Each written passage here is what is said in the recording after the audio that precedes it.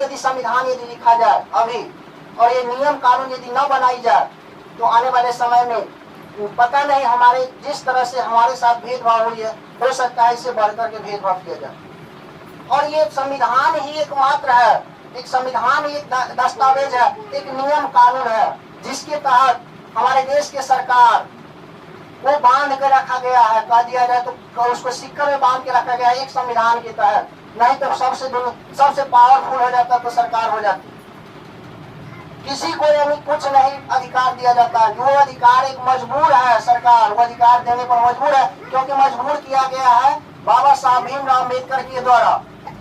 संविधान में लिख दिया गया है कि सभी जनता, हमारे देश जन कल्याणकारी होना चाहिए, कि सभी को कल्याण करना है। यदि कोई भी सरकार बने संविधान से बाहर न जाए।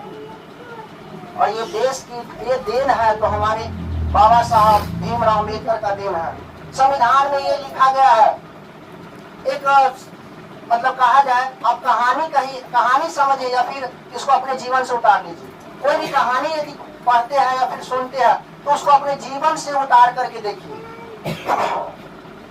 एक महिला को फांसी की सजा दिया जा रहा है। एक महिला को फांसी की सजा दिया जा रहा है। वो महिला अचानक बेहोश हो जाती है। उन्हें जांचा जाता है, क्या रीजन है कि वो बेहोश हो गई। उनको देखा जाता है तो उसको जांच में आता है कि महिला प्रेग्नेंट है। संविधान उसी टाइम में उसी समय उसको खारिज कर दिया जाता है। उस महिला को फांसी देने की टाइम निर्धारित जो समय था उसको मतलब बढ़ा दिया जाता है, क्योंकि संविधान में बाबा साहब के द्वारा लिखा गया है कि यदि किसी को फांसी दिया जाए तो डबल जीव की हत्या नहीं होनी चाहिए।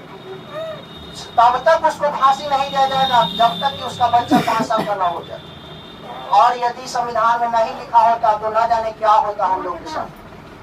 तो यही देन है एक बाबा साहब का, जिनकी जयंती पूरे दुनिया भर में, एकमात्र महामानव है जिनकी जयंती पूरे दुनिया भर में मनाई जाती है। एकमात्र महामानव है जिनकी जयंती पूरी दुनिया में, पूरी दुनिया के विश्व के पूरे देश में मनाया जाता है। और पूरे दुनिया के सबसे बड़ा कॉलेज में इंस्टीट्यूट बना है, मूर्ति बनी है, उसको क्या कहते हैं मूर्ति को इंग्लिश में, स्टैच्यू बनी है, तो कोलंबिया विश्वविद्यालय में ही इनकी बनी है। क्योंकि कोलंबिया विश्वविद्यालय सबसे ज्यादा मानते हैं। कोलंबिया विश्वविद्यालय में इनके द्वारा लिखा गया किताब को पढ़ाया जाता है।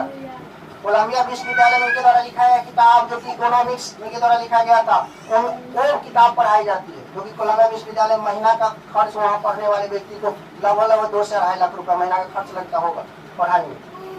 और इतने बड़ी यूनिवर्सिटी, इतने बड़े विश्वविद्यालय में उनके द्वारा लिखी किताब, क्या कारण है, क्या रीजन है? हमें अपने देश पर गर्व होना चाहिए।